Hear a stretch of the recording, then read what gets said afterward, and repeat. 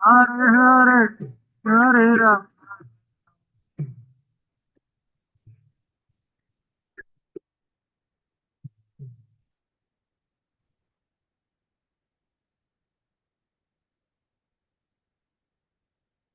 Hare Krishna, Hare Krishna, नमो Hare Ram. Krishna बोले श्रीमते भक्ति वेदांत स्वामी निति नामिने Hare Krishna, Hare Krishna, Krishna Hare Hare, Hare Ram, Ram Ram Ram. Bora. Hare Krishna, Hare Krishna, Krishna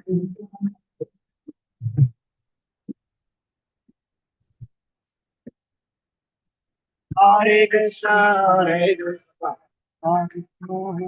Hare, Hare Ram, Ram Ram. Hare Krishna, Hare Krishna, Krishna Hare Hare, Ram Ram, Hare Krishna.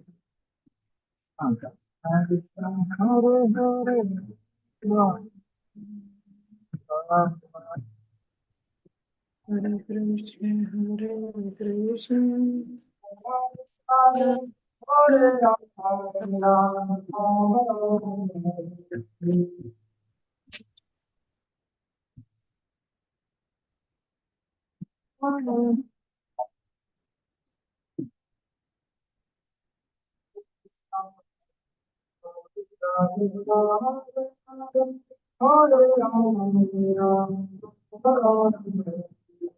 हरे Krishna Hare Krishna, Hare Krishna, Hare Hare, Hare Ram, Ram Ram.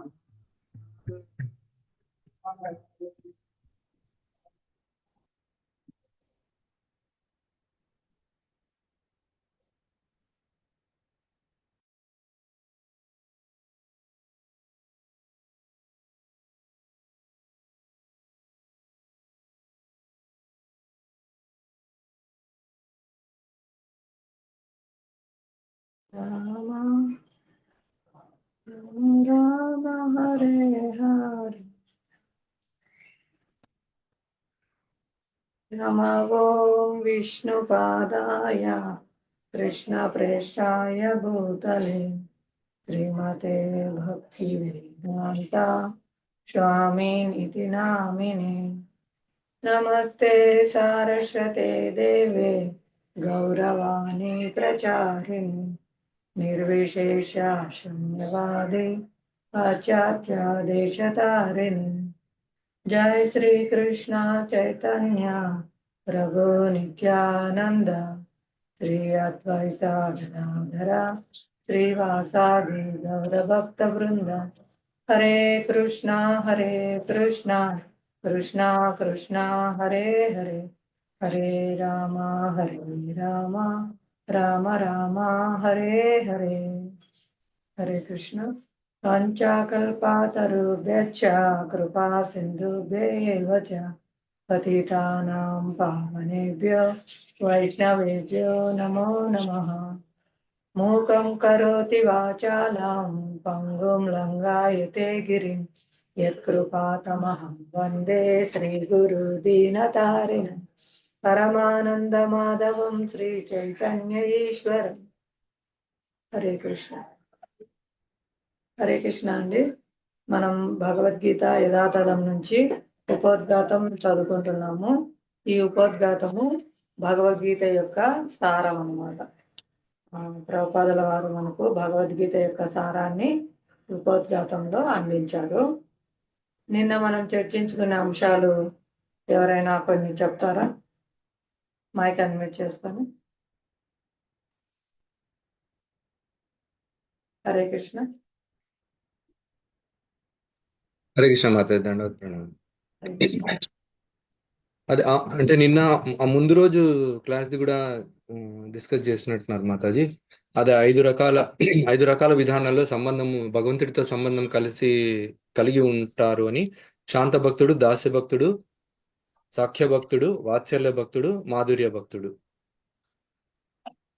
తర్వాత ఆ, నిన్న discuss చేసిన దాంట్లో 10వ అధ్యాయంలో 12 నుంచి 14వ శ్లోకం వరకు ఆ, దానికి చెప్పిన దాంట్లో అర్జునుడు ఏం చెప్తాడంటే, నీవు దేవాదేవుడవు, పరంధాముడవు, పవిత్రుడవు, పరమసత్య స్వరూపుడవు, నీవు నిత్యుడవు, దివ్యుడవు, ఆది పురుషుడవు, అజుడవు అంటే పుట్టుకలేని వాడవు, విభుడవు అంటే అత్యంత ఘనుడవు, నిన్ను గూర్చిన ఈ సత్యము నారదుడు, అసితుడు, దేవలుడు, వ్యాసుడు వంటి మహామునులు నిర్ధారించి ఉండిరి. నీవే స్వయంగా నాకిప్పుడు ప్రకటించుచున్నావు. ఓ కృష్ణ, నీవు నాతో పలికినదంతయు సత్యమని నేను పూర్తిగా అంగీకరించుచున్నాను. దేవతలు గాని దానవులు గాని నీ స్వరూపమును ఎరుగజాలరు అని చెప్పారు మాతాజీ. తర్వాత సర్వమేతద్ ఋతుమన్యే అని, సర్వమేతద్ ఋతుమన్యే అంటే నువ్వు చెప్పినదంతయు సత్యమని. తర్వాత మనము భగవద్గీతను అది పరమ గుహ్యమైనది, దాన్ని వినమ్ర భావంతోనే మనము దాన్ని అర్థం చేసుకోగలము అని చెప్పారు. తర్వాత భగవద్గీత అంటే ఏమిటి అన్న 3వ పాయింట్కి, ఇది మన అంటే ఈ మానవులు అజ్ఞానంలో ఉండే మానవులను ఉద్ధరించడమే భగవద్గీత యొక్క ముఖ్య ఉద్దేశం అని చెప్పారు మాతాజీ. హరే కృష్ణ మాతాజీ, ధన్యవాదాలు. హరే కృష్ణ ప్రభు, చాలా చక్కగా చెప్పారు. ఇంకా ఎవరైనా చెప్తారా? నిన్న చర్చించుకునే అంశాల్లో 1-2 అంశాలు ఎవరైనా చెప్పండి.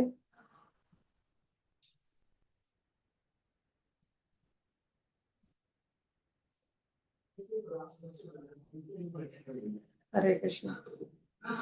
హరే కృష్ణ చెప్పండి దయచేసి. పార్వతీ మాతాజీ.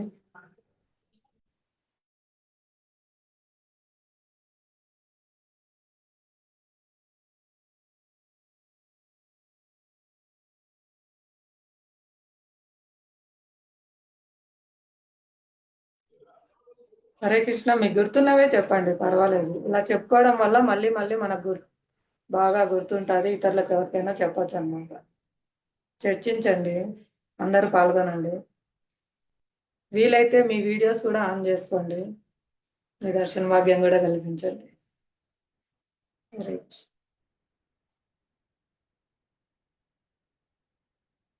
నిన్న చర్చించుకునే అంశాల్లో ఇంకా కొన్ని ఏమైనా చెప్పగలరా ఎవరైనా?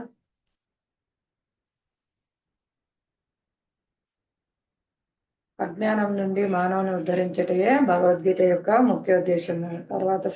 తర్వాత పేరాలో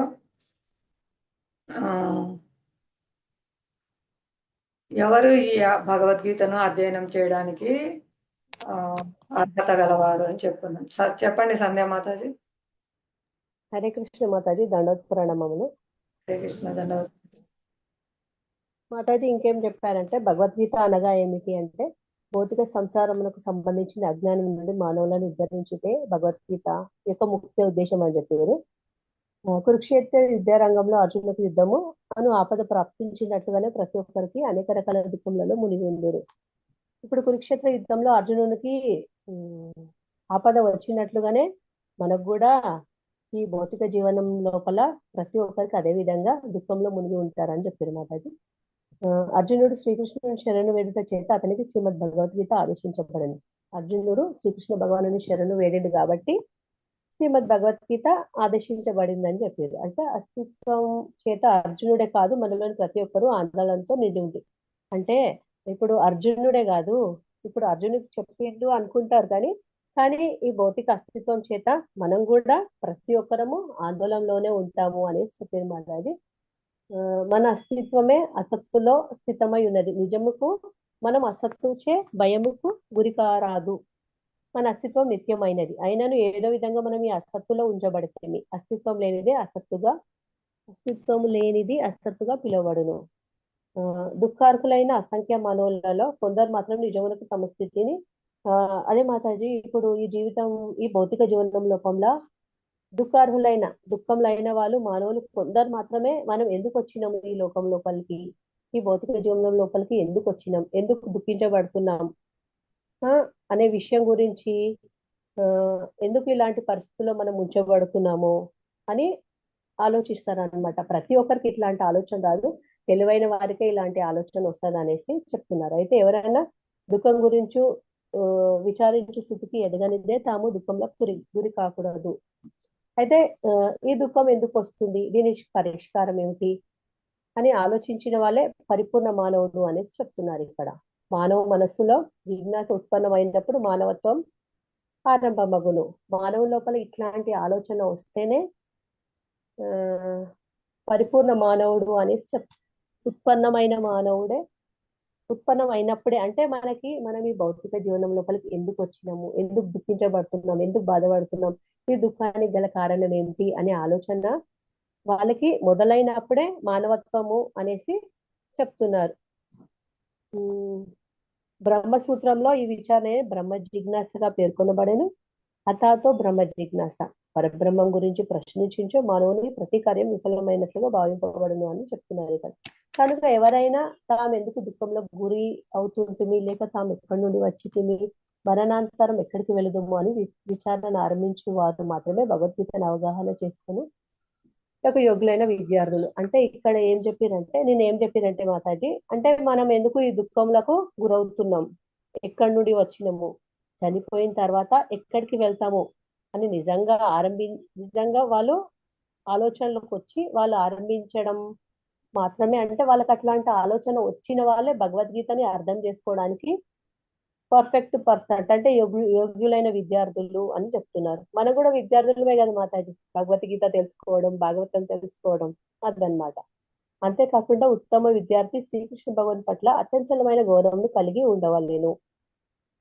అంతేకాకుండా మన దేవాది దేవుడైన శ్రీకృష్ణ భగవానుడి పైన అచంచలమైన గౌరవం, అంటే చాలా గౌరవంగా ఉండాలి, ప్రేమగా ఉండాలి. అటువంటి విద్యార్థి అర్జునుడు. కాబట్టి మనం కూడా అర్జునులాగా శ్రీకృష్ణుని శరణు వేడాలి మాతాజీ. ఇక్కడ వరకైనా మాతాజీ, ఇంకో పారాగ్రాఫ్ కూడా చదివేదా నేను? హరే కృష్ణ, ధన్యవాదాలు. హరే కృష్ణ. Thank you Mataji. హరే కృష్ణ. కాబట్టి ఈ భౌతిక జగత్తు అశాశ్వతమైంది, దీనికి మనం భయపడవద్దు. దీన్ని కూడా ఉపయోగించుకొని మనము శాశ్వతమైన భగవద్ధామం చేరి కృష్ణుతో శాశ్వతంగా మనము జీవించవచ్చు అని ఈ భగవద్గీత యొక్క ముఖ్య ఉద్దేశం అన్నమాట. మనకి తెలుపుతుంది ఏ విధంగా మనం తిరిగి భగవద్ధామం చేరుతాము, శాశ్వతంగా భగవత్ సేవలో నెలకొని ఉంటాము అనేది మనకు నేర్పించడమే భగవద్గీత యొక్క ముఖ్య ఉద్దేశం. నెక్స్ట్ పారాగ్రాఫ్, మానవుడు జీవిత ముఖ్య ఉద్దేశం ఎవరైనా చదువుతారా? హరే కృష్ణ మాతాజీ, నేను చదువుతాను మాతాజీ. హరే కృష్ణ. మానవుడు జీవిత ముఖ్య ఉద్దేశంను విస్మరించినప్పుడు ఆ ప్రయోజనమును పునఃస్థాపించుట కొరకై శ్రీకృష్ణ భగవానుడు స్వయంగా అవతరించును.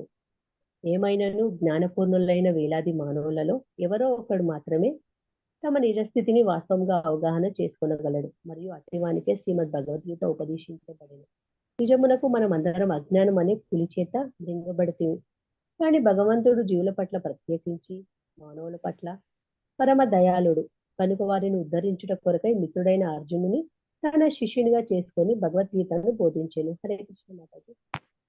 హరే కృష్ణ, చెప్పండి, వివరించండి. అయితే ఇక్కడ ఏం చెప్తున్నారంటే మాతాజీ, మానవుడి యొక్క జీవిత ముఖ్య ఉద్దేశం ఏంటంటే విస్మరించినప్పుడు ఆ ప్రయోజనంను పునఃస్థాపించుకున్నట్టుకు శ్రీకృష్ణ భగవానుడు స్వయంగా అవతరించాను. హరే కృష్ణ మాతాజీ. అయితే జీవితం యొక్క ముఖ్య ఉద్దేశం ఏంటంటే నేను చెప్పారు కదా మాతాజీ, మనల్ని ఉద్ధరించడానికి శ్రీకృష్ణ భగవానుడు స్వయంగా అవతరించాడు అని. అంతేనా మాతాజీ?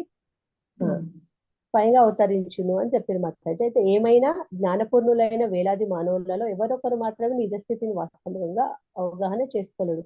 ఇప్పుడు అంటారు కదా మాతాజీ, మన ఇస్కాన్ వాళ్ళే నిజంగా ఏమంటారు, భగవద్గీతను తెలుసుకోవడానికి, ఆ దేవాది దేవుడు శ్రీకృష్ణ భగవాన్ యొక్క గుణ రూప లీలలను గురించి తెలుసుకోవడానికి అనేసి అంటారు కదా మాతాజీ. అదే మన వాళ్ళనే జ్ఞానులైన వాళ్ళు అనేసి అంటారు మాతాజీ. ఒకరు మాత్రమే అంటే ఆ ఒక్కరు మనమే అని నేను అనుకుంటున్నా మాతాజీ. ఏమంటారు, అంతేనా మాతాజీ? హరే హరే కృష్ణ. వాస్తవంగా అవగాహన చేసుకోగలడు, మరియు అట్టివానికే ఈ భగవద్గీత ఉపదేశించబడేను. నిజమునకు మనందరం అజ్ఞానం అనే పులి మృంగబడితిమి. అంటే అజ్ఞానం అంటే ఆ, అజ్ఞానం అనే చీకట్లో ఉన్నామని పులి చేత మృంగబడితిమి అనేది చెప్తున్నారు ఇంకా. అయితే నిజంగా ఆ, మదన్ మోహన్ ప్రభుజీ చెప్పారు, జ్ఞానవంతులం అయినాం కాబట్టే మనం ఈ ఇస్కాన్కి వచ్చినాము, తెలుసుకోగలుగుతున్నాము, నేర్చుకుంటున్నాము అనేసి చెప్పిండు అనమాట. అయితే అజ్ఞానం ఉన్న వాళ్ళు భగవద్గీతను తెలుసుకోలేరు, ఆ దేవాది దేవుడైన శ్రీకృష్ణ భగవానుడు కూడా తెలుసుకోలేరు అనమాట. ఇప్పుడు మనము సూర్యుని చూడాలంటే ఇప్పుడు మేఘాలు ఇవన్నీ అడ్డొస్తాయి అంటారు కదా మాతాజీ. ఆ మేఘాలు తప్పిపోతేనే మనం సూర్యుని చూడగలుగుతాం. అదే అనే అజ్ఞానం అనే చీకట్లో మనం ఉన్నాం కాబట్టి శ్రీకృష్ణ భగవానుడు ఏంటి అని తెలుసుకోలేకపోతున్నాం. కానీ భగవంతుడు జీవుల పట్ల ప్రత్యేకించి మానవుల పట్ల పరమ దయాలు, కానీ భగవంతుడు మాత్రం ఇప్పుడు మన గురించి ఆలోచిస్తాడు, దయాళుడు, మన కోసమే చూస్తాడు అని చెప్తున్నారు ఇక్కడ.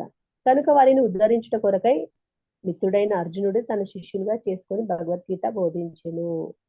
కాబట్టి మనల్ని ఉద్ధరించడం, మానవులను మనల్ని ఉద్ధరించడం కోసమని అర్జునుడిని ఒక మిత్రుడిగా చేసుకొని భగవద్గీత బోధించాను అని చెప్తున్నారు మాతాజీ. హరే కృష్ణ మాతాజీ, ధన్యవాద ప్రణామం. Thank you Hare Mataji. చాలా చక్కగా చెప్పారు.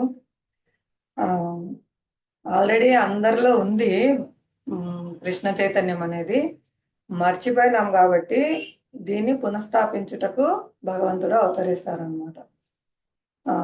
భౌతిక జగత్తు యొక్క స్థితి ఏమిటంటే మరపుకు గురి అవుతుంటాం అన్నమాట. అందుకే ఆచార్యులు స్వయం భగవాన్ వచ్చి మనకి తిరిగి గుర్తు చేస్తూ ఉంటారు. అందరం అజ్ఞానంలోనే జన్మించాము, కేవలం గురుకృష్ణ ప్రసాదేపాయ భక్తిలతా బీజ బ్రహ్మాండే భ్రమితోకన్ భాగ్యవాన్ జీవ గురుకృష్ణ ప్రసాదేపాయ భక్తిలతా బీజ. ఎన్నో బ్రహ్మాండాల్లో, అనేక విశ్వాల్లో ఎన్నో జన్మలు తీసుకుంటూ ఉన్నాము. కేవలం గురుకృష్ణుడి దయ వల్లే ఇలా తిరుగుతున్న జీవాత్మకు భక్తిలత అనే బీజం లభిస్తుంది, కేవలం వారి యొక్క నిర్హేతుక కరుణ వల్లనే. కాబట్టి చైతన్య మహాప్రభు చెప్తారు, నా దగ్గర ఎన్నో మధురమైన ఫలాలు ఉన్నాయి, కృష్ణ ప్రేమ అనే ఫలాలు. నేను ఒక్కడిని నా 2 చేతులతో ఎంతమందికని పంచాలి, మీరు కూడా పంచండి అని మనకు ఆజ్ఞాపిస్తున్నారు, అనుగ్రహిస్తున్నారు. కేవలం చైతన్య మహాప్రభు చెప్పిన దానివల్ల ప్రపంచంలోని నగర నగరాన, గ్రామ గ్రామాన ఆయన పేరు మారుమోగుతుంది, హరే కృష్ణ మహామంత్రం ప్రచారం చేయబడుతుంది. కానీ మనకు ఆచార్యులు అనుగ్రహం ఇస్తున్నారు ఈ హరే కృష్ణ మహామంత్రం ప్రచారం చేయడానికి. వాళ్ళు తలుచుకుంటే సమస్త భౌతిక జగత్తును వెంటనే గోలోకం తీసుకెళ్తారు, అంతటి శక్తిమంతులు అన్నమాట ఆచార్యులు. కానీ మనకు సేవా అవకాశం ఇవ్వడం కోసము ఈ చైతన్యోద్యమంలో మనం ప్రచారం చేసి మనం సేవ పొందడానికి మనకు అవకాశం ఇచ్చారన్నమాట. కేవలం చైతన్య మహాప్రభు అనుగ్రహం వల్ల, ఆచార్యుల అనుగ్రహం వల్ల హరినామము సమస్త విశ్వాలను పావనం చేస్తుంది, అందరూ కృష్ణ భక్తులైతారు. మనకు సేవా భాగ్యం మాత్రం ఇవ్వడానికి మనకు అవకాశము లభించింది. కాబట్టి మనం సద్వినియోగం చేసుకొని మనకు వీలైనంతలో మనం హరే కృష్ణ మహామంత్రాన్ని ప్రచారం చేయాలి, భగవద్గీత సందేశాన్ని ప్రచారం చేయాలి. అందరూ జపం చేస్తున్నారా? క్లాస్ లో జాయిన్ అయిన వాళ్ళు ప్రయత్నించండి, కొత్త వాళ్ళు కూడా. మీకు సమయం ఉన్నప్పుడు ఎప్పుడైనా సరే హరే కృష్ణ మహామంత్రం జపించవచ్చు. దీని కఠినమైన నియమ నిబంధనలు లేవు. ఎవరైనా సరే, ఎక్కడైనా సరే, ఎప్పుడైనా సరే జపం చేయవచ్చు. ఈ సమయంలోనే చేయాలి, ఇలాగే చేయాలి అనేది ఏమీ నిర్బంధం లేదు. హరినామము చాలా సులభము. మనం ఎక్కడున్నా, ప్రయాణంలో ఉన్నా, ఎక్కడైనా సరే చేయవచ్చు అనమాట. నిన్న ధనలక్ష్మి మాతాజీ మాట్లాడారు. మాతాజీ ఉన్నారా ఇప్పుడు క్లాస్ లో? హరే కృష్ణ.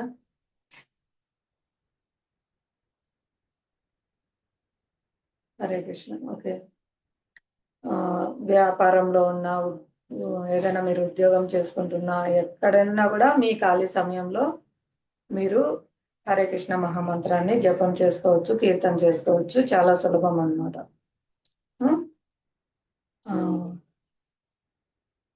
ఇంకా మనం అందరం అజ్ఞానం అనే పులి చేత మింగబడి ఉన్నామంటే చెప్పినాం కదా, పుట్టుకతో అందరూ శూద్రులే కలియుగంలో. అందరూ అజ్ఞానంలో ఉన్నాము. కేవలం గురు కృష్ణుల దయ వల్ల మాత్రమే మనకు ఈ కృష్ణ చైతన్యం అనే జ్ఞానము జ్యోతి లభిస్తుంది అనమాట.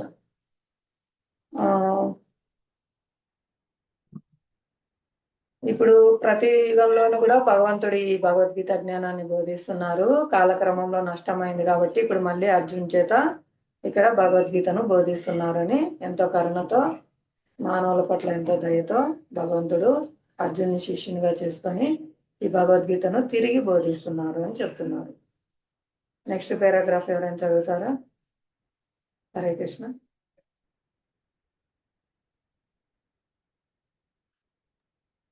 హరే కృష్ణ మాతాజీ, చదువుతాను. శ్రీకృష్ణుని సహచరునిగా అర్జునుడు అజ్ఞానముకు అతీతుడు. కాని జీవిత సమస్యలను గురించి శ్రీకృష్ణ భగవానుని ప్రశ్నించు నిమిత్తమై కురుక్షేత్ర రణరంగములో అర్జునుడు అజ్ఞానములో ఉంచబడెను. అట్లు శ్రీకృష్ణ భగవానుడు భవిష్యత్తు తరాల మానవుల ప్రయోజనము కొరకై వాటిని వివరించి మానవులకు జీవన ప్రణాళికలను ఏర్పరచగలిగెను. మానవుడు వాటిని అనుసరించి వర్తిస్తూ మానవ జీవిత ముఖ్యోద్దేశము పరిపూర్ణం చేసుకోగలుగును. హరే కృష్ణ. మీకు వీలైతే వీడియో ఆన్ చేసుకోండి ప్రభు. ప్రత్యక్షంగా క్లాస్ వినడము అంటే చూడడం అనేది ప్రభావవంతంగా ఉంటుంది. హరే కృష్ణ. హరే కృష్ణ. హరే కృష్ణ. హరే కృష్ణ. ధన్యవాదాలు. చెప్పండి ప్రభు, వివరించండి. ఓకే.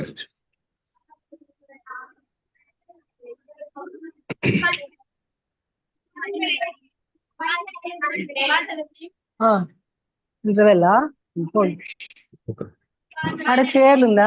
బాగున్నాం, అంతా బాగున్నారా? ఆడ చీర ఉంటాయి.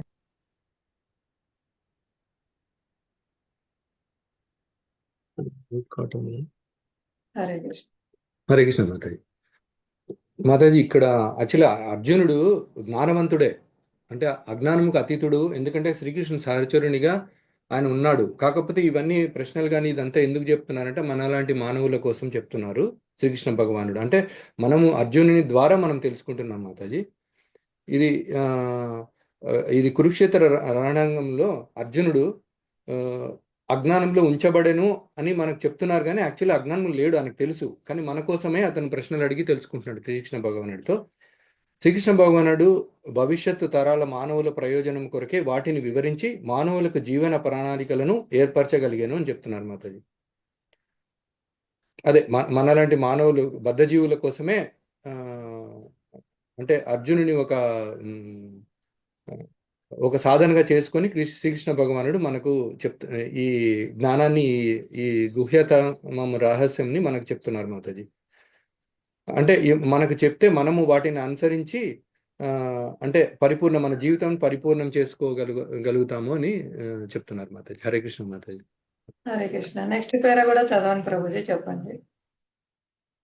ఓకే మాతాజీ. భగవద్గీతలో చర్చింపబడిన విషయముల ద్వారా 5 మూలతత్వములను గ్రహించవచ్చును. మొదట భగవద్ విజ్ఞానము, పిమ్మట జీవులు నిజస్వరూప స్థితి వివరించబడెను. ఈశ్వరుడు అనగా నియంత్రించువాడు మరియు జీవులు నియంత్రించబడువారు. ఎవరైనను జీవుడు తాను నియంత్రించబడుట లేదని స్వతంత్రుడనని పలికినచో అతడు వెర్రివాడనే అర్థము. జీవుడు అన్ని రకములుగా కనీసము తన బద్ధ జీవితములోనైనా నియంత్రించబడును. కనుక భగవద్గీతలోని విషయము ఈశ్వరుడు పరమనియంత మరియు జీవులు పరతంత్రులు అను వాటిని గూర్చి చర్చించును. ప్రకృతి, భౌతిక ప్రకృతి, కాలము అనగా సమస్త విశ్వము లేక భౌతిక ప్రకృతి ప్రకటితమయ్యే కాల పరిమితి, కర్మ కూడా అందులో చర్చించబడెను. దృశ్య జగత్తు అనేక రకముల కర్మలతో కూడి ఉండును. జీవులందరూ వివిధ రకముల కర్మలలో నెలకొని ఉందురు. ఈ విధముగా భగవానుడు ఎవరు, జీవులు ఎవరు, ప్రకృతి అనగా ఏమిటి, దృశ్య జగత్తు అనగా ఏమిటి, అది ఎట్లు కాలము చేత నియంత్రించబడును, జీవుల కర్మలేమిటి అను విషయములను మనం భగవద్గీత నుండి తప్పక అభ్యసించవలెను. ఇక్కడ ఏం చెప్తున్నారంటే మాతాజీ, ఈ భగవద్గీత చర్చించినప్పుడు 5 మూలతత్వములు గ్రహించవచ్చును అని చెప్తున్నారు. అవేంటంటే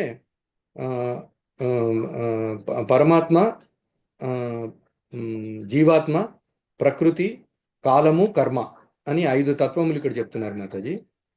ఈశ్వరుడు అనగా నియంత్రించుడు, అంటే కంట్రోలర్ అంటున్నారు. అంటే మొత్తం సర్వకారణ కారుడు, అన్ని ఆయన ఆధ్వర్యంలోనే ఉంటాయి.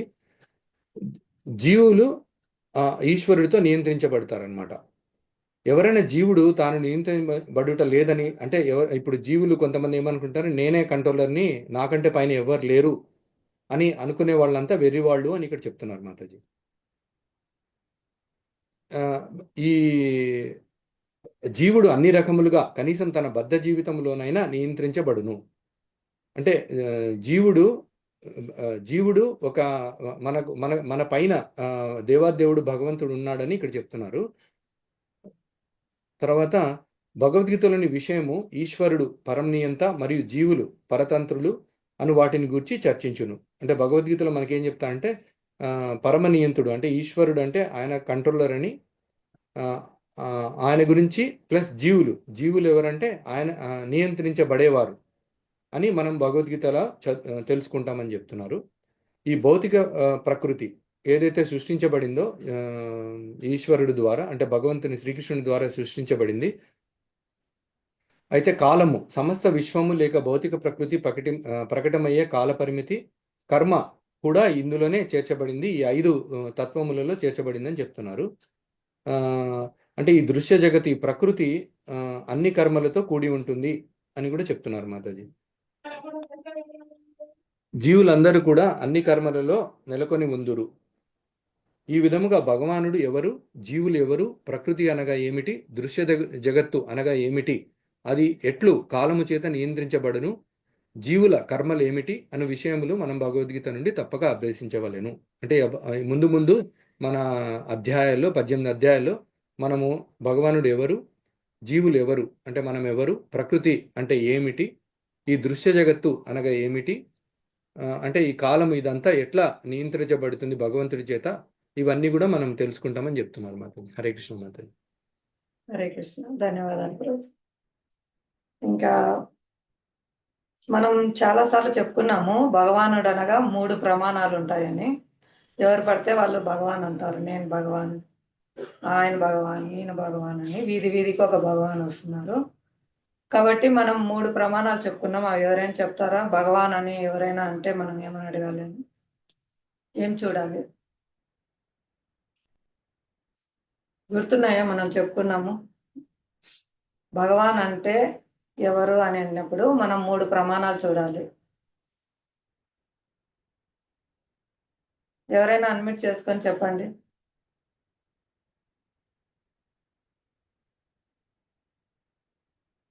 హరే కృష్ణ, ప్రయత్నించండి. ఎవరిని పడితే వాళ్ళని భగవాన్ అని నమ్మకూడదు కదా, మనం అందరికీ చెప్పాలి భగవాన్ అంటే ఏమేమి ఉంటాయి, ఎవరిని భగవాన్ అంటే శాస్త్రాల్లో ఆయన గురించి చెప్పబడి ఉంటాది. ఆయనకు మించిన వాడు ఉంటాడు, ఏదైనా చేయగలుగుతాడు, సర్వ శక్తిమంతుడు.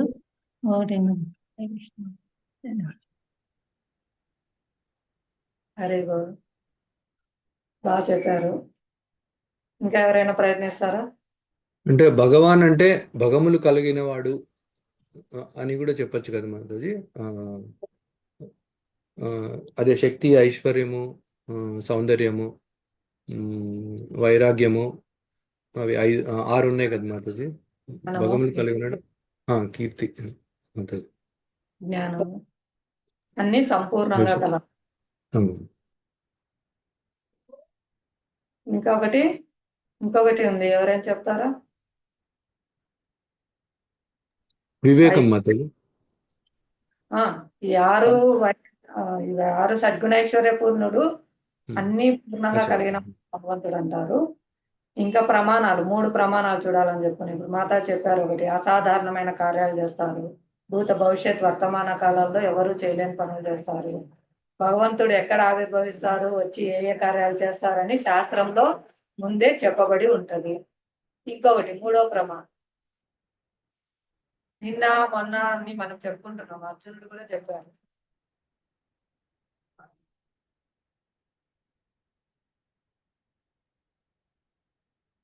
మూడవ ప్రమాణం, నేనే కాదు, నేను నీ స్నేహితుడిననే అంగీకరిస్తున్నానని అనుకుంటారు. నేనే కాదు, ఇంకా చెప్పారు, ఏమని చెప్పారు? నేను ఒక్కడనే కాదు అంగీకరించేది అని.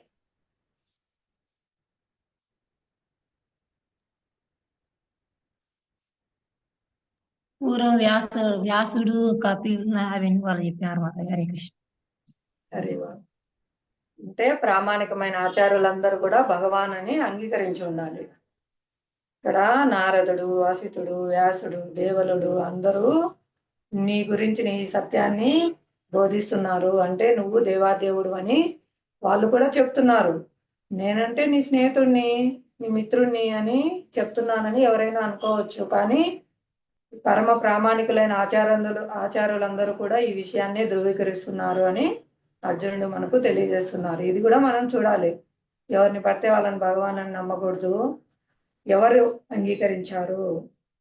ప్రామాణికమైన వ్యక్తుల ఆచార్యులు, శంకరాచార్యులు, రామానుజాచార్యులు, మధ్వాచార్యులు, శ్రీ చైతన్య మహాప్రభు అందరూ కూడా దేవాదేవుడు శ్రీకృష్ణ భగవానుడు అని అంగీకరించారు. ఇవన్నీ మనం చూడాలన్నమాట. ఒకటి, భగవంతుడు సద్గుణైశ్వర్య పూర్ణుడు. ఆయన ఎక్కడ ఆవిర్భవిస్తారు, ఏమేం చేస్తారు అని శాస్త్రంలో ముందే చెప్పబడి ఉంటది. 2, భగవాన్ వచ్చినప్పుడు అసాధారణమైన కార్యాలు చేస్తారు. భూత భవిష్యత్ వర్తమాన కాలాల్లో ఎవరు చేయలేని కార్యాలు చేస్తారు. 3, ప్రామాణిక ఆచార్యులందరూ ఈయన భగవాన్ అని అంగీకరించి ఉంటారు. ఈ 3 మనం చూడాలన్నమాట. ఇది కూడా మనం నిన్న చెప్పుకున్నాము. ఇది ఎప్పుడైనా మనం గుర్తుంచుకోవాలి. చాలా చాలా కలియుగంలో చాలా పెడత్రోవ పట్టిస్తున్నారు. కొంచెం ఏదైనా ఆధ్యాత్మికంగా ముందుకు వెళ్దామని వచ్చే అమాయకులందరినీ కూడా మోసం చేయడానికి చాలా సంస్థలు, చాలా భగవాన్ అని పేరు చెప్పుకొని మోసం చేసే వాళ్ళు ఉన్నారు. కాబట్టి ఇది మనం బాగా ప్రచారం చేయాలి, అందరికీ తెలియజేయాలి. భగవాన్ అంటే ఎవరు అనేది అర్థమయ్యేటట్లు. దేవాది దేవుడు అంటే అర్థం చెప్పుకున్నాం కదా, దేవతలకు కూడా దేవుడు. దేవతలను కూడా కష్టాలు వచ్చినప్పుడు భగవాన్ రక్షిస్తారని. ఎవరైనా సహజంగా అడుగుతారు, ఏంటి మీకు ఎవరు మూలము? ఒక్కరు కాదా? మీకు 3 కోట్ల మంది ఉన్నారు, 33 కోట్ల మంది ఉన్నారు, ఎవరు మీకు అసలైన మూలము అని. కాబట్టి మనం ఆది మూలము, ఆది పురుషుడు దేవాదేవుడు శ్రీకృష్ణ భగవానుడు. దేవతలందరూ కూడా జీవులే. వారందరూ వివిధ కార్యాలు నిర్వహిస్తున్నారు భగవంతుని సేవలో. వాళ్లకు కష్టాలు వచ్చినప్పుడు కూడా భగవంతుడే రక్షిస్తారు. మనల్ని కూడా రక్షించేది, పోషించేది భగవంతుడే అని మనం శాస్త్రం నుంచి చూపించి చెప్పాలన్నమాట. అర్థమైంది కదా? ఇంకా ఇక్కడ ఈ పారాగ్రాఫ్ లో ఈశ్వరుడు, భగవానుడు అనగా ఎవరు, జీవుడు అనగా ఎవరు, ఇంకా ప్రకృతి, భౌతిక ప్రకృతి అంటే ఏమిటి, కాలం ఏమిటి, కర్మ అంటే ఏమిటి అనేది మనకి ఈ భగవద్గీత ద్వారా మనం తెలుసుకుంటామని చెప్పబడింది. సాధారణంగా జీవులు నేనే యజమాని అనుకుంటారు. ఇప్పుడు ఎవరైనా ఇంటి పెద్ద ఉంటారు కదా, కుటుంబ పెద్ద, ఆయన బయటికి వెళ్ళి ఉద్యోగం చేసి కానీ, లేదా వ్యాపారం చేసి కానీ, వ్యవసాయం చేసి కానీ సంపాదన తెచ్చి అందరినీ పోషిస్తూ ఉంటారు. అందరికీ కావలసినవన్నీ సమకూరుస్తూ ఉంటారు. అప్పుడు ఆయన ఇంటి యజమాని అన్నమాట. యజమానే కాదా అండి? హరే కృష్ణ. హరే కృష్ణ మాతాజీ. ప్రభుజీ యజమానే మాతాజీ, అంత సమస్తం చేకూరుస్తాడు, ఇంట్లో అన్ని చూసుకుంటాడు కాబట్టి ఆయన యజమాని. కాబట్టి జీవులు మరి యజమాని అనుకుంటున్నారు. మరి అనుకుంటున్నాను. యజమానేనా? కాదు మాతాజీ, అనుకుంటున్నారు. అనుకుంటున్నారు అంతే. అంతా సమకూర్చేది భగవంతుడే కదా మాతాజీ. కాకపోతే ఇక్కడ చూడండి, భౌతిక జగత్తు ఎందుకు ఉద్దేశింపబడిందంటే, జీవుడు నీలాగా నేను కూడా యజమానిలా ఉండాలి, రక్షించాలి, పోషించాలి, నేను కూడా నియంత్రించాలి అని కోరుకుంటాడు. భగవాన్ చెప్తారు, నాయనా నువ్వు అంత శక్తిమంతును కాదు, నువ్వు చేయలేవు, కష్టాలు పడతావు, ఇబ్బంది పడతావు, సృష్టి క్రమం అంతా పాడైపోతుంది, వద్దు అని చెప్తారు. కానీ ఆ బిడ్డ అంటే జీవాత్మలో మనము మొండి చేస్తామన్నమాట, నేను కూడా ప్రయత్నిస్తాను అని. అప్పుడు మనకు ఆట వస్తువులు లాంటి అమ్మ వంట చేస్తానని వచ్చిన బిడ్డకు వద్దు నువ్వు కాల్చుకుంటావు, నీకు హాని కలుగుతుంది, నీ చేయి కాలుతుంది అని చెప్తుంది. అయినా వినకుండా ఏడుస్తూ మండి చేసే బిడ్డకు ఆట వస్తువులు లాంటి వంట సామాన్ పాత్ర ఇస్తారు. అప్పుడు ఆ బిడ్డ వాటితో వంట చేస్తుంది. అలా మనం కూడా ఇక్కడ ప్రయత్నం చేస్తున్నాము. నేను యజమానిని, నేను పోషిస్తాను, నేను రక్షిస్తాను, నేను చూసుకునేవాణ్ణి అని యజమాని కావడానికి ప్రయత్నిస్తున్నాము. యాక్చువల్ గా అక్కడ ఏం చేస్తున్నారు, ఆ ఇంటికి సేవ చేస్తున్నారు. వాళ్ళందరికీ సేవకుడు అనమాట. వాళ్ళందరినీ పోషించడానికి, రక్షించడానికి ఈయన గాడిద చాకరీ చేస్తుంటారు. ఈయన సేవకుడు. పెద్ద పెద్ద స్థాయిలో రాజకీయ నాయకులు అందుకు మనం చూస్తాము. వాళ్ళు ప్రధానమంత్రి, ముఖ్యమంత్రి, వామ్మో వాళ్ళు పెద్ద పదవిలో ఉన్నారు అనుకుంటాము. అంటే వాళ్ళది పెద్ద యజమాని అనుకుంటాం మనం, పెద్ద స్థాయిలో ఉన్నారని. కానీ వాళ్ళు ఏం చెప్తారు, ఎన్నికలకు వచ్చినప్పుడు చెప్తారు, ఏం చెప్తారు, నేను ఈ దేశానికి అంతటికీ సేవ చేస్తాను, మీకు అందరికీ సేవ చేస్తాను, దయచేసి నాకు సేవా అవకాశం ఇవ్వండి అని వేడుకుంటారు. అంటే అప్పుడు వాళ్ళు సేవకులా, యజమానులా? సేవకులు మాతాజీ. హరే కృష్ణ. సేవకులు. అంటే ప్రతి ఒక్క స్థాయిలో కూడా అందరూ సేవకులే అన్నమాట, పరతంత్రులే. అంటే భగవంతునిపై ఆధారపడి ఉన్నారు. భగవత్ సేవగా మనం ప్రతి ఒక్క కార్యం చేయాలి. మన స్థితి సేవ. అది భగవత్ సేవ చేయడం మన యొక్క సహజ స్థితి. కానీ మనం మర్చిపోయి మాయా సేవ చేస్తున్నాము. ఏమనుకుంటున్నాము, యజమాని అనుకుంటున్నాం. అంటే నేనే నియంత్రికుణ్ణి, నేనే పోషకుణ్ణి, నేనే రక్షకుణ్ణి అని భావిస్తున్నాం. మనం రక్షకులం అయితే తల్లిదండ్రులు ఉండగానే పిల్లలు ఎందుకు మరణిస్తున్నారండి? పిల్లలను రక్షించుకోవాలి కదా.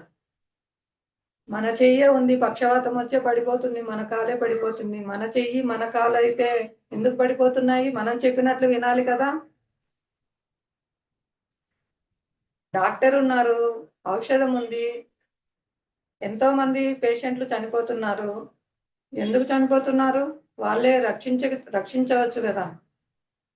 కాబట్టి మన చేతిలో ఏమీ లేదు, భగవంతుని కరుణపైనే అంతా ఆధారపడి ఉంది. ఔషధం పనిచేస్తుందన్నా, డాక్టరు వైద్యం పనిచేస్తుందన్నా, పిల్లలు రక్షింపబడుతున్నారు, మనం రక్షింపబడుతున్నామన్నా, మనం మాట్లాడుతున్నాం, తిరుగుతున్నామన్నా, అంతా కేవలం భగవంతుని యొక్క కరుణ వల్లనే జరుగుతుందన్నమాట. ఔషధం కాదు రక్షించేది, వైద్యుడు కాదు రక్షించేది, భగవంతుని కరుణ మాత్రమే మనల్ని రక్షిస్తుంది. భగవంతుడే సర్వానికి పరమ నియామకుడు, నియంత్రికుడు. వారి వారి కర్మానుసారము వారికి ఏవి లభించాలనో అవి దేవతల ద్వారా, అంటే భగవంతుని యొక్క నిర్దేశంలో దేవతలు మనకిస్తారు. ఇంకా నిన్న ఒకటి చెప్పుకున్నాము, అటువంటి శిక్ష అనుభవించే ఖైదీలను, సత్ప్రవర్తన కలిగిన వారిని విడుదల కూడా చేస్తారు. అలా మనం ఎప్పుడైతే భగవత్ శరణాగతి పొంది భగవంతుడు చెప్పినట్లు, ఆచారం చెప్పినట్టు, శాస్త్రం చెప్పినట్లు నడుచుకోవడానికి ప్రయత్నం చేస్తామో వారికి ఈ కష్టాల నుంచి విముక్తి లభిస్తుంది అన్నమాట. ఇది అర్థమైంది కదా. జీవులు పరతంత్రులు అనేదానికి భగవంతుడు ఒక్కడే పరమ నియామకుడు, యజమాని. ఓకే. తర్వాత ప్రకృతి గురించి చెప్తున్నాడు. 2 ప్రకృతులు ఉంటాయి చెప్పుకున్నాం కదా మనం, ఆధ్యాత్మిక ప్రకృతి, భౌతిక ప్రకృతి. ఆధ్యాత్మిక ప్రకృతి భగవంతుని సేవలో నిలుపుతుంది. భగవంతుని సంబంధంలో దివ్యరస సంబంధాలు చెప్పుకున్నాం కదా, శాంతరసము, దాస్యరసము, సఖ్యరసము, వాత్సల్య రసము, మాధుర్య రసంలో భగవంతునితో గల దివ్య సంబంధంలో జీవులు వర్తించడానికి ఆధ్యాత్మిక ప్రకృతి సహాయం చేస్తుంది అన్నమాట. ఎవరైతే అంటే జీవులు తటస్థ శక్తి, వాళ్ళు ఇటు ఆధ్యాత్మికమైన ఉన్నత శక్తి వైపు వెళ్ళొచ్చు, భౌతిక శక్తి వైపు అయినా పడిపోవచ్చు. కాబట్టి వాళ్ళకు ఆ సూక్ష్మ స్వతంత్రం ఉంది అన్నమాట. ఎప్పుడైతే మనం గురుకృష్ణుని దయ వల్ల ఈ భక్తిలత బీజాన్ని పొందుతామో మనం వారి నిర్దేశంలో చేసే కర్మలన్నీ ఆధ్యాత్మికం అవుతాయి. ఆధ్యాత్మిక ప్రకృతి సంరక్షణలో ఉంటాము. నిన్న చెప్పుకున్నాం కదా, భౌతిక ప్రకృతి చేసే కార్యాలు. ఆవిడ చేతిలో ఏముంటది, దుర్గాదేవి చేతిలో త్రిశూలం, భౌతిక ప్రకృతి. అదేమో మన గొంతు పైన పెట్టి ఏదో ఒకటి మన కర్మానుసారం మనకు ఇస్తూ ఉంటుంది ఫలితం. ఆ త్రిశూలం గురించి చెప్పుకున్న 3 ఎవరైనా చెప్తారా? త్రివిధ తాపాలు, గుర్తున్నాయా? ప్రయత్నించండి. హరే కృష్ణ. భౌతిక హరే కృష్ణ మాతాజీ. హరే కృష్ణ. హరే కృష్ణ. ఆది దైవిక, ఆది భౌతిక, ఆది ఆధ్యాత్మిక తాపాలు అనేసి చెప్పినారు మాతాజీ. హరే కృష్ణ. వివరించండి మాతాజీ. అలా చెప్తే అందరికి అర్థం కాదు కదా. అంటే ఆది దైవిక అంటే ఇతర దేవతలను అదే ఆరాధించడం వల్ల కొన్ని తాపాలు అదే కొన్ని బాధలు అనేటివి కలుగుతాయి. ఆది భౌతిక అంటే మన చుట్టూ ఉన్నటువంటి పరిస్థితుల ప్రభావం వల్ల వచ్చేటువంటి తాపము. ఆది ఆధ్యాత్మిక. హరే కృష్ణ మాతాజీ. ఇతర దేవతల వల్ల పూజించడం వల్ల వచ్చే కష్టాలు అనేది లేదు మాతాజీ. ఆది దైవిక అంటే ప్రకృతి అవును. ప్రకృతి ఫస్ట్ వలన టైం మాట్లాడుతున్నాను, కొంచెం టెన్షన్ ఉంది మాతాయి. నెక్స్ట్ టైం చెప్పడానికి ప్రయత్నిస్తాను. ప్రయత్నించండి. కొంచెం కూల్ వివరం మళ్ళీ వినే వాళ్ళు అపార్థం అవును చేసుకుంటారు కదా. అవును అవును మాతాయి, క్షమించండి. హరే కృష్ణ. వర్షాలు తాత్కాలికము, అవి పూర్ణత్వం ఇవ్వవు. ఒకవేళ ఎవరైనా సరిగా పూజ చేయకపోయినా వాళ్ళ యొక్క కోపానికి గురి కావాల్సి ఉంటది. ఆగ్రహానికి. వాళ్ళు ఇచ్చే వరాలు తాత్కాలికము. వాళ్ళు ఇచ్చేవి ఏవైనా కూడా భగవంతుడి నుంచి వచ్చే శక్తితోనే వాళ్ళు ఇవ్వగలరు. సొంతంగా ఏమి ఇవ్వలేరు. ఆ జీవాత్మకు ఇవ్వాల్సిన అంటే కర్మానుసారం రావాల్సినది ఉంటే వాళ్ళు ఇవ్వగలుగుతారు. ఇంకా ఆది దైవిక అంటే ఏంటంటే ఈ భౌతిక ప్రకృతి గుండా మనకు ఈ దుఃఖాలేం కదా, కష్టాలు వస్తూ ఉంటాయి. అంటే అతివృష్టి, అనావృష్టి, తుఫానులు, ఇంకా చాలా ఇట్లా సునామీ, కరోనా ఇవన్నీ వచ్చాయి కదా. ఇలాంటివన్నీ ప్రకృతి గుండా వచ్చే కష్టాలను ఆది దైవిక అంటారు. ఇంకా చెప్పండి మాతాజీ. మిగతాటి వివరించండి జ్యోత్స్న మాతాజీ. ఎవరైనా చెప్పనీలేండి మాది, కొంచెం నాకు టెన్షన్ తగ్గుతుంది. ఏం కాదు, బాగా చెప్తున్నారు. అంటే కొంచెం నాకు కొంచెము భయం ఉంది. అదే ఫస్ట్ టైం ఇది అటెండ్ అవ్వడము. అంటే అటెండ్ అయ్యాను నిన్న కూడా కొద్దిసేపు. మాట్లాడడం అనేది ఇంకా కొంచెం నేర్చుకోవాలి నేను, అందుకనేసి అంతే. నేర్చుకోండి, పర్లేదు, చెప్పండి. బాగా చెప్తున్నారు. చెప్పడము తప్పు కాదు, కరెక్షన్స్ తీసుకోవడము తప్పు కాదు. మనం మళ్ళీ ఇంకొకరికి చెప్పేటప్పుడు బాగా చెప్పగలుగుతాము. ఇది తెలుసుకోవడం వల్ల 10 మందికి కూడా ఉపయోగపడుతుంది. ఎందుకంటే ఇది రాంగ్ మెసేజ్ వెళ్ళకూడదు అనేసి నేను మధ్యలో జోక్యం చేస్తున్నాను, క్షమించండి. పర్లేదు, మీరు టెన్షన్ ఫ్రీగానే మిగతాటి కూడా చెప్పండి. బాగా చెప్తున్నారు. ఎవరు అంటే గుర్తు చేసుకొని మళ్ళీ చెప్పడం అనేది చాలా గొప్ప విషయము. మీరు బాగా చక్కగా గుర్తు పెట్టుకున్నారు, బాగా చెప్పారు. త్రివిధ తాపాల పేర్లు కూడా చాలా చక్కగా చెప్పారు. వాటిని వివరణ కూడా చక్కగా ఇస్తారు. టెన్షన్ పడకుండా చెప్పండి. హరే కృష్ణ.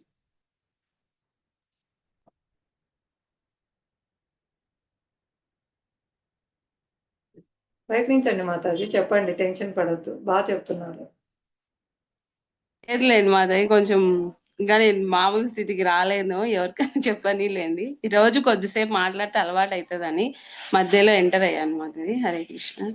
బాగా చెప్పారు మాతాజీ, చాలా చక్కగా చెప్పారు. త్రివిధ తపాలు పేర్లు, ఆది దైవిక, ఆది భౌతిక, ఆది ఆధ్యాత్మిక అని అలాగే కూడా చక్కగా చెప్తున్నారు. మీరేం టెన్షన్ పడద్దు. నేను ఫీల్ అవుతాను, భక్తులను బాధ పెట్టానేమో, నేను వాళ్ళను మాట్లాడకుండా ప్రోత్సహించకుండా ఇబ్బంది మీరు పెట్టాను. బాధపడాల్సినంత అవసరం ఏం లేదు మాదయ్య. నాకు మైండ్ లో కొంచెం లేదు, కొంచెం ఇంకా అవగాహన రావాలి. నేను తెచ్చుకున్న తర్వాత ఈ రోజు మాట్లాడేదానికి ట్రై చేస్తాను. ఇప్పుడు మీరే కాబట్టి మీ ముందర మాట్లాడొచ్చు అన్న ఇదితో మాట్లాడతాను అనమాట. లేకుంటే నాకు టెన్షన్ ఎక్కువ, అందుకని. నేర్చుకుంటున్న దశలోనే ఉన్నాము. పర్వాలేదు, మీరు చాలా చక్కగా చెప్పారు. చెప్పండి అంటున్నాను, భయపడవద్దు, చెప్పండి. అయిపోయింది మాతయ్య, ఎవరైనా చెప్పనీలేండి మాతయ్య. నెక్స్ట్ మళ్ళీ మాట్లాడతాను. హరే కృష్ణ. ఇంకెవరైనా చెప్తారా? మాతా చెప్పారు కదా 3 త్రివిధ తాపాల పేర్లు, 3 త్రివిధ తాపాల గురించి. ఇంకెవరైనా చెప్పగలుగుతారా?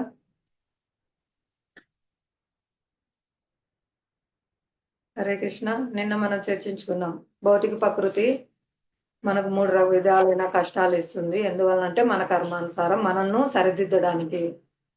ఆమె వైష్ణవి, ఆమె భగవత్ సేవలో ఉన్నది. ఇంకెవరేం చెప్తారా గుర్తున్న వాళ్ళు?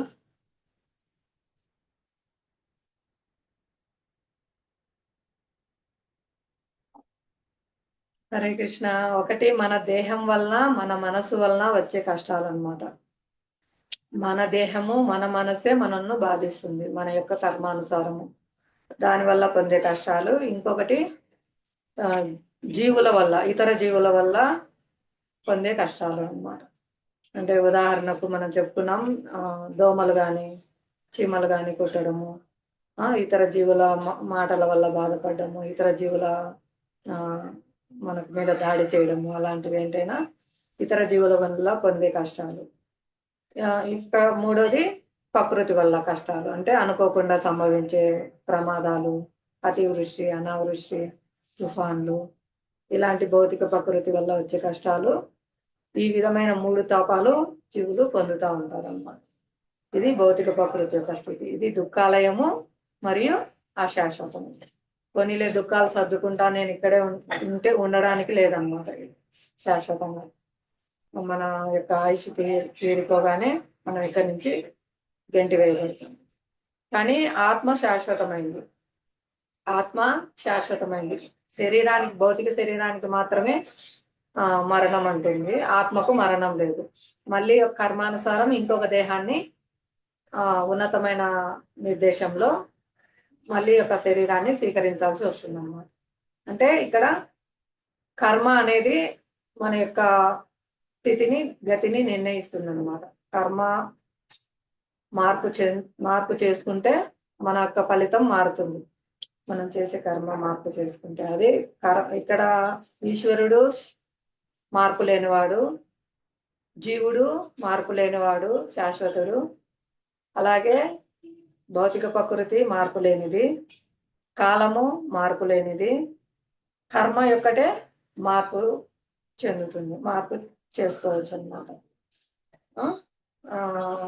కాలము భగవంతుని యొక్క స్వరూపంగా చెప్తారు.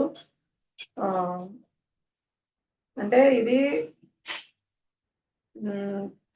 పరిగెడుతూ ఉంటా, అంటే రన్నింగ్ అవుతూ ఉంటుంది. అర్జునుడు చెప్తారు కదా, నేను నా బంధువులను, సోదరులను నేను చంపలేను, వాళ్ళను చంపి పొందే రాజ్యం నాకు అక్కర్లేదు అని ఆయన బాధపడతారు. కానీ అప్పుడు కృష్ణుడు చెప్తాడు, నువ్వు చంపినా చంపకపోయినా కాలం వాళ్ళని సంహరిస్తుంది. వాళ్ళు వృద్ధులైతారు, తప్పకుండా మరణిస్తారు కాలం చేతిలో. కాబట్టి వాళ్ళకి మరణం అనివార్యం. నువ్వు నీ ధర్మాన్ని నిర్వహించు. నువ్వు క్షత్రియుడివి, యుద్ధం చేయడం నీ ధర్మం, నువ్వు యుద్ధం చేయి. నువ్వు ఎవరిని సంహరించలేవు, ఎవరిని కాపాడలేవు. అంతా కాలం యొక్క నిర్ణయం, అంటే భగవంతుని యొక్క నిర్ణయం ప్రకారం జరుగుతుంది. నువ్వు ఇప్పుడు వాళ్ళని సంహరించకపోయినా వాళ్ళు తప్పకుండా చనిపోతారు. అంటే కాలం వాళ్ళని మింగివేస్తుంది అని చెప్తున్నారు. ఇది కాలం భగవంతుని యొక్క ప్రతినిధి అన్నమాట. అన్ని కాలం ప్రకారం జరిగిపోతూ ఉంటాయి. ఇవి 5 విషయాలు భగవద్గీతలో మనం చెప్పుకునే 5 విషయాలు. భగవద్గీత మనకి ఏం బోధిస్తుంది అనేది, ఏం తెలుసుకుంటాం మనం, భగవంతుడు ఎవరు, ప్రకృతి అంటే జీవాత్మలు ఎవరు, ప్రకృతి ఏమిటి, కాలం అంటే ఏమిటి, కర్మ అనగానే, ఈ 5 విషయాలు మనం తెలుసుకుంటాం. ఇది అందరికి అర్థమైందా అండి? ఏమైనా సందేహాలు ఉంటే అడగవచ్చు. హరే కృష్ణ మాతాజీ. హరే కృష్ణ. నేను కన్ఫ్యూజన్ లోనే ఉన్నాను మాతాజీ ఈ విషయం దీంట్లో. మాతాజీ ఇందాక కూడా నన్ను అడిగినారు మాతాజీ మీరు, నేను యూట్యూబ్ లైవ్ లో ఉంటుంది, మాట్లాడడానికి దాంట్లో కాలేదు. అది ఒక విషయం మాతాజీ, కొంచెం కన్ఫ్యూజన్ గానే ఉన్నా మాతాజీ నేను. అందుకే మాతాజీ జపం చేయడం స్టార్ట్ చేస్తే కీర్తన గాని ఈ భగవద్గీత అనే దివ్యమైన జ్ఞానం మనకు అర్థం అవడానికి భగవంతుడు మనకు ఐక్యూ పవర్, మైండ్ పవర్ అన్ని పెంచుతారు అనమాట. మనకి ఇవన్నీ వస్తాయి జపం చేయడం ద్వారా. చేస్తాను మాతాజీ జపము. ఈ రోజు మార్నింగ్ కూడా 4:20 నుంచి 5:30 వరకు 8 సార్లు చేసినాము మాతాజీ. 108 సార్లు చేసినాము మాతాజీ. హరి బోల్, హరే కృష్ణ, హరి బోల్. హరి బోల్, చాలా సంతోషం. అలాగే మాతాజీ కీర్తన చేయడం అంటే గట్టిగా పలకడం, సపోర్ట్ ఇస్తారనమాట. మనం ఒకరు చెప్తూ ఉంటే మిగతా వాళ్ళు, అది కీర్తన అంటారు. వినడం ముఖ్యమైనది మాతాజీ. సౌండ్ థెరపీ అంటారు ఇది. ఆ, హరే కృష్ణ మహామంత్రాన్ని మన చెవు ఏంటంటే ఉదయాన్నే మనం ఒక మంచి మెలోడీ మ్యూజిక్ విన్న ఆ రోజు మనకి ఎట్లుంటది, ఆ రోజంతా మన మైండ్ పీస్ఫుల్ గా ఉంటది, హ్యాపీగా ఉంటది. అంటే అవును ఉదయాన్నే మాతాజీ. పడే విషయాలు కానీ, లేదా 4 కుక్కలు మన మీద పని వస్తే ఎలా ఉంటది మనకు,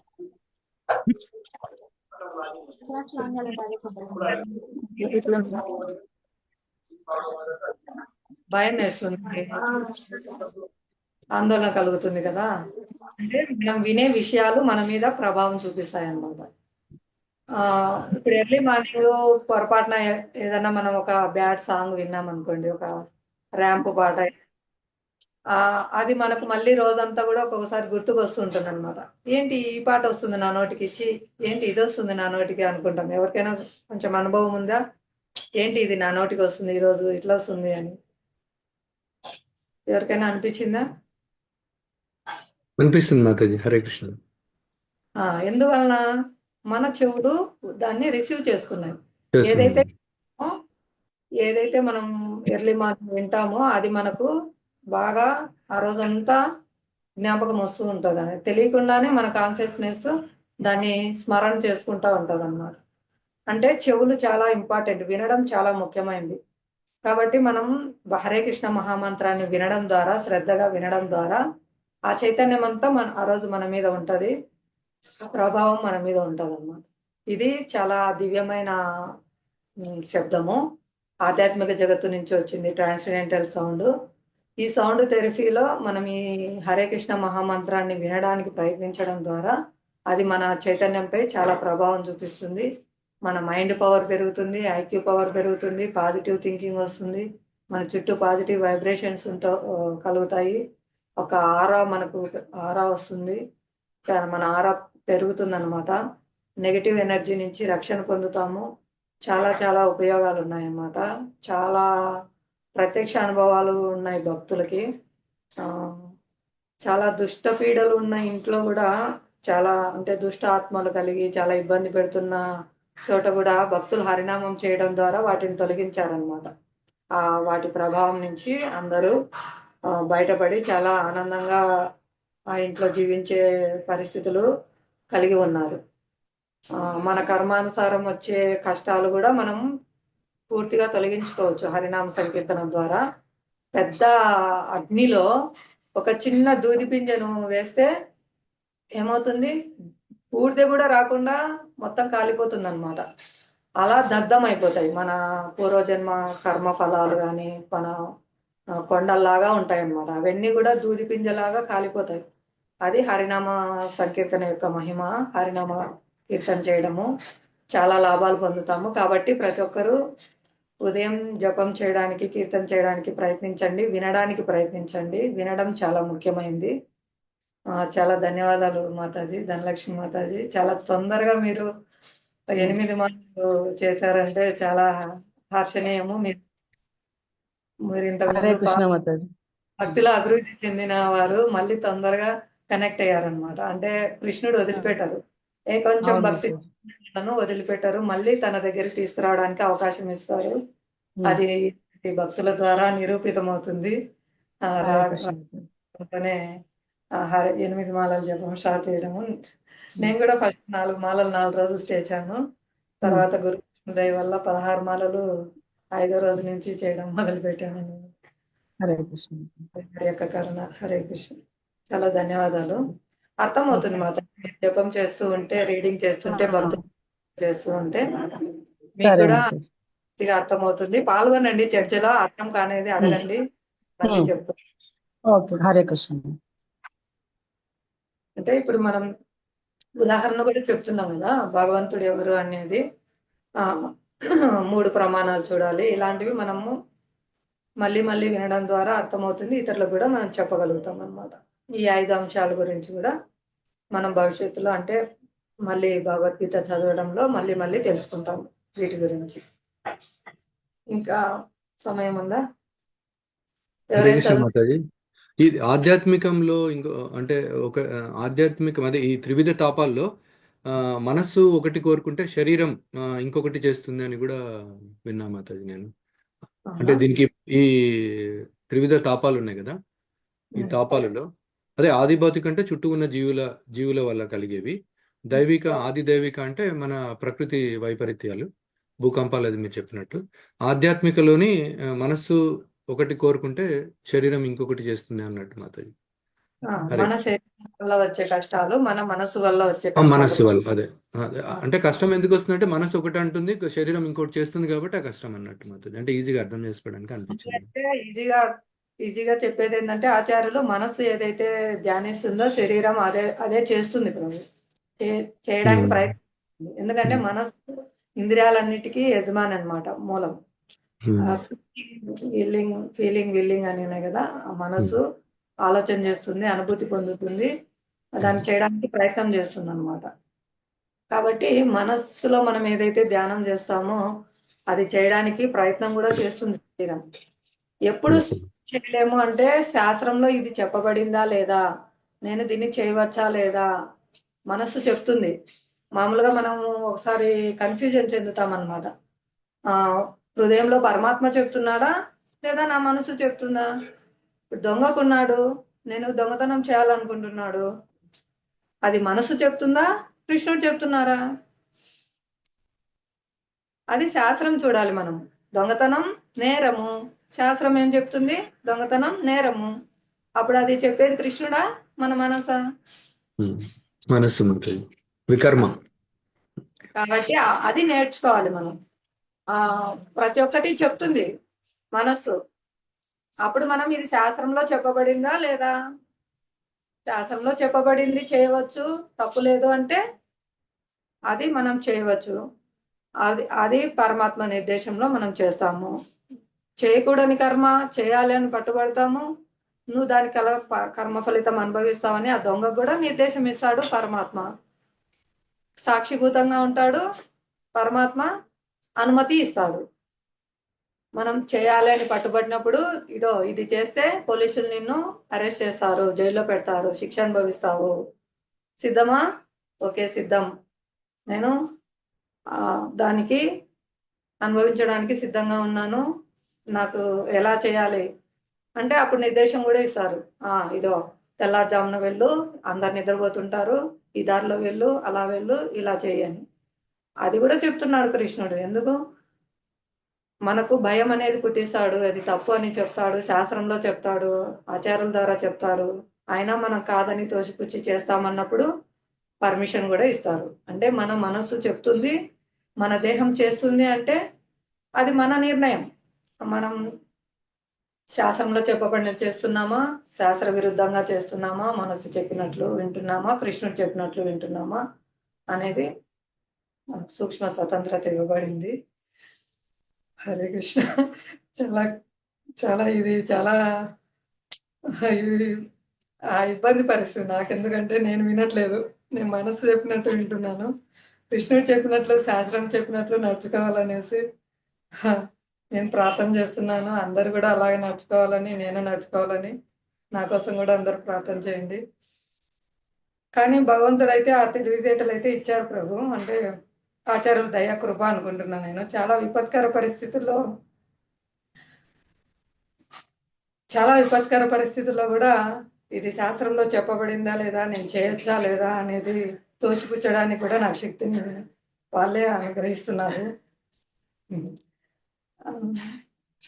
ప్రతి ఒక్కరికి వస్తుంది అటువంటి సందర్భాలు. హరే కృష్ణ. హరే కృష్ణ మాతాజీ. నెక్స్ట్ ఎవరైనా చదువుతారా?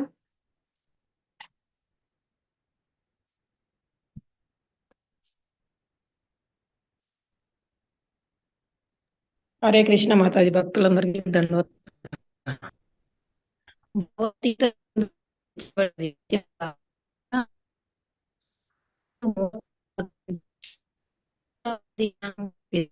మాతాజీ సరిగా వినబడట్లేదు మాతాజీ. హరే కృష్ణ. ఉంది, చదవండి. పైదే మాతాజీ భగవద్గీత ఎందలి ఈ 5 మూలతత్వములలో 17వ పేజీ. 17 పేజీ చదవాలి. హరే కృష్ణ. భగవద్గీత ఎందలి ఈ 5 తత్వ మూలములలో దేవాదేవుడు లేక శ్రీకృష్ణుడు లేదా పరబ్రహ్మం లేక పరమేశ్వరుడు లేక పరమాత్ముడు అని మీకు చెప్పవచ్చును. ఏ నామమైనను మీరు ఉపయోగించినను అది సర్వోత్తమైనదే. జీవుల గుణములలో దేవాదేవుని పోలి ఉండును. ఉదాహరణకు భగవద్గీత ఎందలి తదుపరి అధ్యాయములందు వివరించబడినట్లు భౌతిక ప్రకృతి యొక్క సమస్త కార్యకలాపములను భగవానుడు నియంత్రించుచున్నాడు. భౌతిక ప్రకృతి స్వతంత్రమైనది కాదు. ప్రకృతి పరమపురుషుని నిర్దేశానుసారం వర్తించుచున్నది కనుక మాయాధ్యక్షేణ ప్రకృతిని సూయతే చరాచరం. ఈ భౌతిక ప్రకృతి నా అధ్యక్షతన వర్తించున్నది అని శ్రీకృష్ణుడు చెప్పుచున్నాడు. విశ్వమునందు అద్భుత విషయములను సంభవించుటకును సూచించినప్పుడు ఈ విశ్వ రచన వెనుక నియంత్రించుడొకడు గలడని మనం గ్రహించవలెను. నియంత్రణ లేకుండా ఏదీను సృష్టించబడదు కనుకనే నియామకుని గుర్తింపలేకపోవట బాల్య శ్రేష్ఠ ఎనబడును. ఉదాహరణకు గుర్రము లేదా ఏదేని జంతువుచే గాని లాభపడకుండా మోటారు కారు పరిగెత్తుగలుగుట అద్భుతమని బాలుడు భావించవచ్చును. కానీ వివేకవంతుడు మోటారు కారు నందలి యంత్రపు అమరికలను గుర్చి పూర్తిగా ఎరిగి ఉండును. యంత్రం వెనుక ఒక చోదకుడు గలడని కూడా అతడు ఎరుగును. అదే విధంగా భగవానుడు దివ్య చోదకుడై ఉన్నాడు అని అదే ఆదేశానుసారమే సమస్తం కొనసాగుతున్నది. చివరి అధ్యాయం నుండి మనం తెలుసుకోపోవునట్లుగా జీవులందరూ శ్రీకృష్ణు చేత అతని అంశాలుగా అంగీకరించబడిరి. బంగారపు గని కూడా బంగారం అయినట్లు, సముద్రం చిన్న నీటి బిందువు కూడా లవణపూర్ణమే అయినట్లు పరమ నియామకుడు శ్రీకృష్ణ భగవాన్ని అంశలమైన మనమందరము ఆ దేవాది దేవుని గుణములనన్నిటినీ అతి కొద్ది పరిమాణమున కలిగి ఉన్నాము. మనము ఈశ్వరులము లేదా పరతంత్రమైన ఈశ్వరులగుటయే దానికి కారణం. నేను రోదసి లేక గ్రహములను నియంత్రించుటకు ప్రయత్నించుతున్నట్లుగానే మనం ప్రకృతి కూడా నియంత్రించుటకు ప్రయత్నించుదుము. నియంత్రించు స్వభావం శ్రీకృష్ణుని ఎందుండట చేతనే మనమందరం మన యందు అది గోచరించుచున్నది. మనం భౌతిక ప్రకృతిపై ఆధిపత్యం చెలాయించు స్వభావం కలిగి ఉన్నప్పటికీ పరమేశ్వరులము కామని గ్రహించవలెను. ఈ విషయం భగవద్గీత యందు వివరించబడినది. హరే కృష్ణ మాతాజీ. హరే కృష్ణ. ధన్యవాదాలు. చాలా పెద్ద పేర. ఇందాక మనం చెప్పుకున్న అంశాలు కూడా ఇందులో వచ్చాయి. భగవంతునిలో గల కళ్యాణ గుణాలు జీవాత్మలో కూడా ఉన్నాయి. నిన్న చెప్పుకున్నాం కదా, సముద్రంలో ఉండే లవణ గుణాలన్నీ కూడా చుక్క నీటిలో కూడా ఉన్నాయి. అంటే పరిమాణంలో తేడా. సముద్రంలో అనంతమైన ఉప్పు ఉంది, చుక్క నీటి బిందులో కొంచెం ఉంది. అలాగే భగవంతుని యొక్క కళ్యాణ గుణాలు దివ్యమైనవి, అనంతమైనవి. అంటే ఆయన శక్తి అపరిమితము. జీవాత్మలుగా అదే కళ్యాణ గుణాలు మనలో ఉన్నప్పటికీ పరిమాణ రీత్యా చాలా అల్పము అన్నమాట. ఎందుకు మనం ఇక్కడ చూడండి ప్రయత్నిస్తున్నారు. కృష్ణుడు నియంత్రికుడు కాబట్టి అంశాలుగా నియంత్రించాలని మనం కూడా ప్రయత్నిస్తున్నాం. కానీ మనకు ఆ శక్తి లేదు. ఇందాక చెప్పుకున్నాం కదా, శక్తి లేకపోవడం వల్ల ఎవరైతే నియంత్రించాలనుకుంటారో వాళ్ళని భౌతిక జగత్తుకు పంపబడతారు. ఆట వస్తువులు లాంటి భౌతిక జగత్తులో మనం ప్రయత్నం చేస్తాము. యజమాని కావాలని, నియంత్రించాలని, పోషకుడు కావాలని, రక్షకుడు కావాలని చెప్పుకున్నాం కదా. కానీ మనం చేయలేము అని లాస్ట్లో ఈ పారాగ్రాఫ్ లాస్ట్లో వచ్చింది ఏంటి, మనం పరమేశ్వరులము కామని గ్రహించాలి. మనం పరతంత్రులము, నియంత్రింపబడేవారము.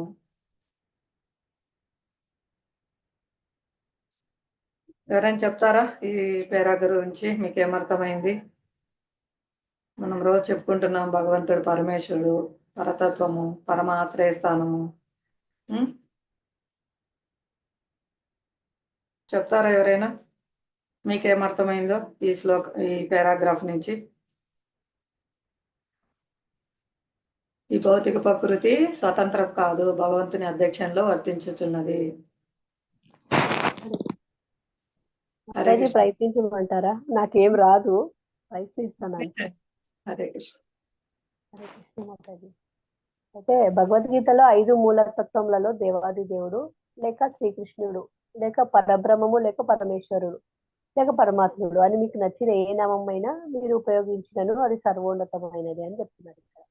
అయితే మూలతత్వములలో దేవాది దేవుడు శ్రీకృష్ణుడు, పరబ్రహ్మడు లేక పరమేశ్వరుడు లేక పరమాత్ముడు, ఇట్లా ఏ నామంనైనా మనము ఉపయోగించినను అది సర్వ ఉన్నతమైనది అని చెప్తున్నారు. అంటే చాలా శ్రేష్టమైనది అని చెప్తున్నారు. అయితే జీవుల గుణములలో దేవాది దేవుణ్ణి పోలి ఉందురు. అయితే మనం ఉన్నాం కదా మాతాజీ, ఈ జీవుల గుణములలో దేవాది దేవుణ్ణి పోలి ఉందురు అని చెప్తున్నారు. అంటే దేవాదేవుని యొక్క పోలికలు ఉంటాయని చెప్తున్నారు. ఉదాహరణకు భగవద్గీతలోని తర్వాతి అధ్యాయంలో వివరించబోనట్లుగా భౌతిక ప్రకృతిలోని సమస్త కార్యకలాపములను భగవానుడు నియంత్రిస్తుండును.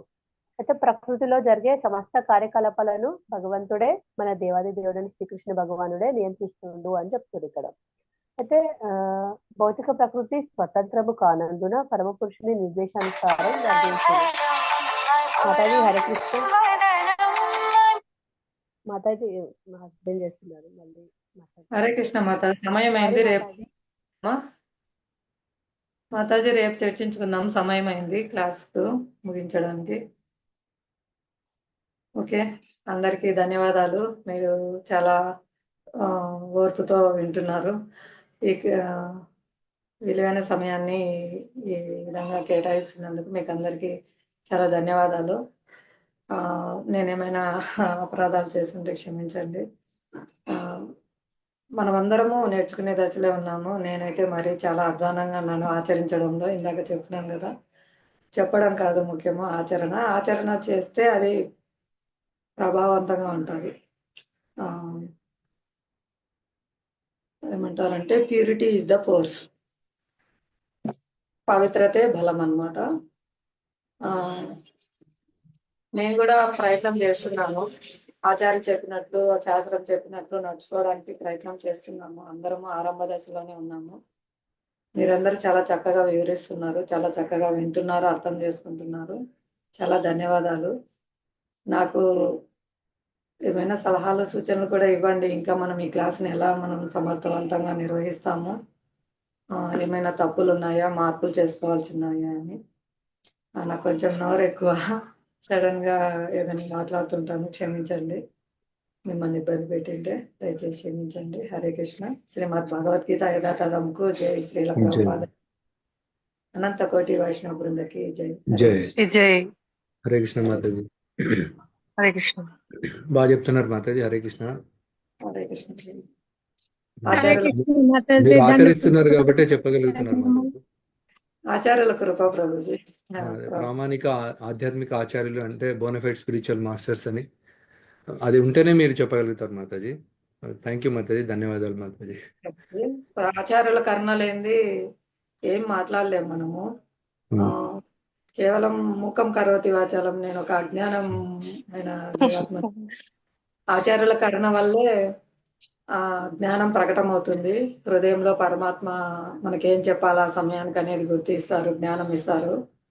కేవలం మనం ఇచ్చే గౌరవము, మన ఇచ్చే మర్యాద, మన సేవలు, మన పైనుండే మన శిక్షా గురువు ద్వారా, మన దీక్షా గురువు ద్వారా కృష్ణుని చేరుతాయి. అలాగే కృష్ణుని నుంచి ఆశీర్వాదము, శక్తి కూడా మనకు మన పైనుండే వారి ద్వారా మనకు లభిస్తాయి. విధంగా నేను మొదటి నుంచి కూడా తెలుగు మీడియం ప్రభు, 10th class just Telugu medium. సామాన్య శ్రీని 10th అయిపోతాను, ఇంటర్ ఫస్ట్ ఇయర్ అయిపోతాను, పెళ్లి అయిపోయింది. చాలా అజ్ఞానంలో జీవించాను. ఎలా అంటే పిల్లల్ని స్కూల్ పంపించిన తర్వాత ఏం పని లేక బోర్ కొట్టి ఈ మన ఇంట్లో వంటికన్నా రాక్షసుడు ఉన్నారు కదా, టీవీ అన్ని పెట్టుకొని మళ్ళీ డిగ్రీ అని తెలుసు మాతాజీ, డిగ్రీ చేశారంట కదా. చాలా చైతన్యం చెడిపోతుంది అనమాట. అంటే చేజింగ్, రన్నింగ్, తుపాకులు, ఇట్లాంటివన్నీ పిక్చర్స్ చూసి అంత మైండ్ చెడిపోయింది అనమాట. కానీ ఆచార్యుల కృప వల్ల, కేవలం ఆచార్యుల కృప వల్ల, నేను అంగన్వాడీ టీచర్గా చేస్తున్నప్పుడు